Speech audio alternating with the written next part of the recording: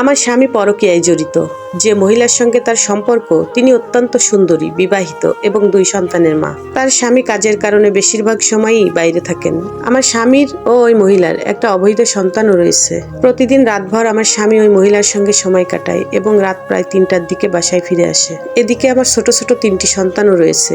আমি একদিন বিষয়টি ওই মহিলার স্বামীকে জানাই, কিন্তু ওই মহিলার স্বামী আমার কথা বিশ্বাসই করেনি। তিনি অন্ধভাবে তার স্ত্রীকে বিশ্বাস করে।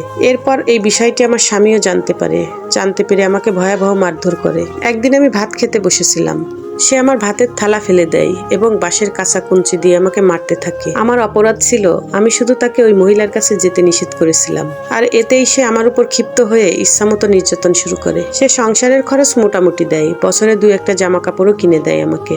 কিন্তু যখন আমার স্বামী রাতভর অন্য এক নারীর সঙ্গে আনন্দের সময় কাটাই, তখন আমি সারা রাত কেঁদে কাটাই। এখানে থাকলে হয়তো 2 বেলা ভাত কাপড় আর মাথা গোজার ঠাঁই পাবো, কিন্তু এভাবে আর কতদিন বাঁচতে পারবো আমি জানি না। এসব সহ্য করতে করতে আমার শরীর মন দুটোই ভেঙে পড়েছে। নানা ধরনের শারীরিক সমস্যাও দেখা দিয়েছে। আমি ধীরে ধীরে মানসিক অসুস্থ হয়ে যাচ্ছি। ওই মহিলার প্রায় সব খরচই আমার স্বামী বহন করে।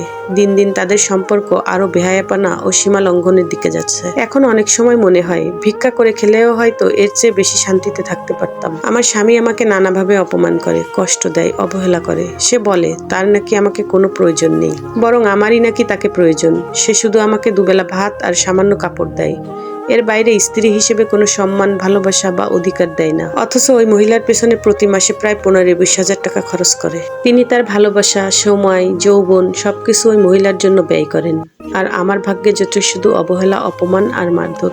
এমনকি ওই মহিলাও আমাকে অপমান করে আর বলে, আমাকে তোমার স্বামীও ভালোবাসে, আমার স্বামীও ভালোবাসে, পারলে আমার মতো হয়ে দেখাও। আজ আমি খুব অসহায় বোধ করছি।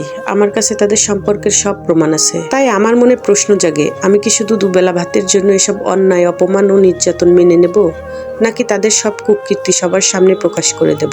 আমি দর্জির কাজ জানি, আর আমি ডিগ্রি পাশও করেছি। তাই কখনো কখনো মনে হয় নিজের সম্মান নিয়ে আলাদা থেকেও হয়তো বেঁচে থাকা সম্ভব। এত অবহেলা, নির্যাতন আমি আর সহ্য করতে পারছি না।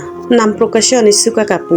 তাকে যদি পারেন আপনারা কিছু পরামর্শ দিবেন, তার এখন কি করা উচিত? আমার কাছে মনে হয় ওর স্বামীকে সব প্রমাণ দেখিয়ে সরে পড়ুন, যদিও আরো অনেক আগেই সরে যাওয়া উচিত ছিল। আপনি বের হন, হাতের কাজ তো জানেনই, শিক্ষিতও আছেন, ভয় কিসের? দুনিয়া অনেক বড়, কোথাও না কোথাও আপনার ঠাঁই হবে।